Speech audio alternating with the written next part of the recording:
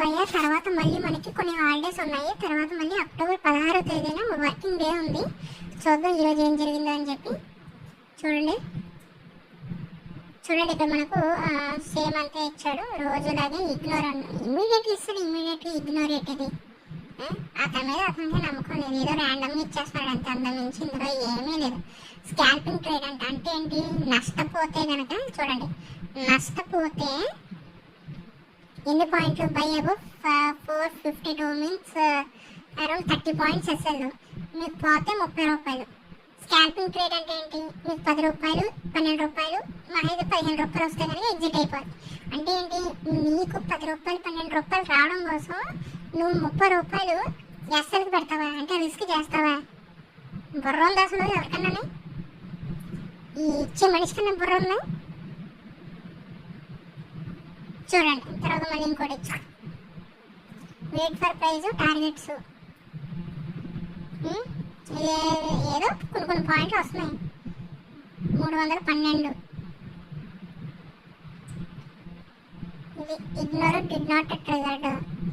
ఏమన్నా ఉపయోగం ఉంది? ఇది మళ్ళీ ఇంకో ఎస్ఎల్ అంటే ఏం మనిషి ఇంకేమన్నా? చూడండి ఇది కూడా ఎస్ఎల్ టైకింగ్. ఇంకేంటి, 2 నష్టపోయారు ఈరోజు, 2 నష్టపోయారు.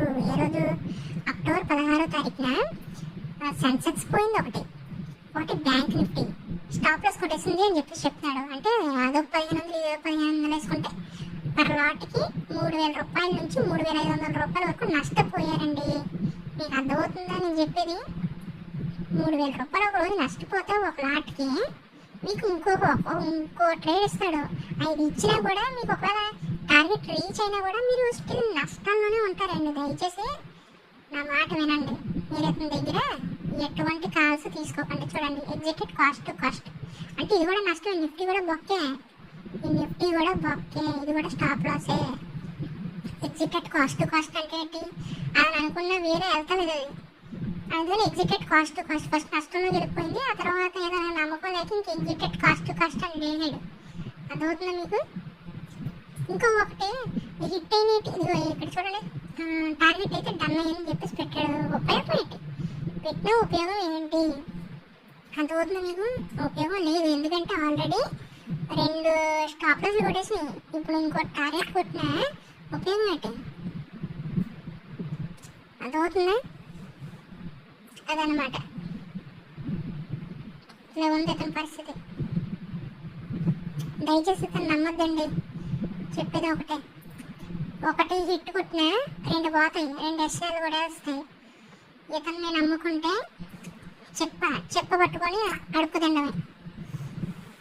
ఓకేనా? ఇతనికి అంతా సత్తా ఉంటే ఏదైనా చేసుకోవచ్చు కదా. మీకు కాల్స్ ఇచ్చేదేంటి బొక్క, అవునా కదా? కాబట్టి ఇతను నమ్మకండి దయచేసి. ఇతను నమ్మారంటే మీరే నష్టపోతారు. నేను చెప్పాల్సింది చెప్పానండి. ఎందుకంటే ఆల్రెడీ నాకు తెలిసిన వాళ్ళు దాదాపు ఒక 10 మంది వరకు నష్టపోయారు. ఇతన్ని నమ్ముకొని 10 మంది వరకు నష్టపోయారు.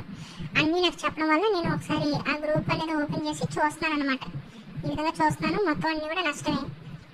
ఇప్పుడు ఎందుకు ట్రేడింగ్ చేసింది నేను కాదు, మా ఫ్రెండ్ అనమాట. ఈ గ్రూప్ పాపం ఆడికి జాబ్ లేక ఈ విధంగా స్కామ్లో పడిపోయాడు.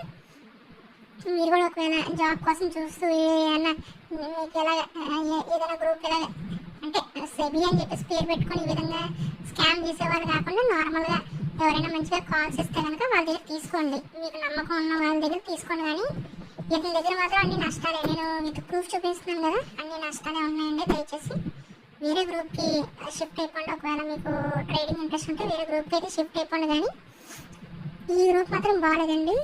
రివ్యూ నేను చూసే చెప్తున్నా. ఓకేనా? ఎండ్ ఆఫ్ ది డే మీరైతే నష్టంలోనే ఉంటారు గైస్.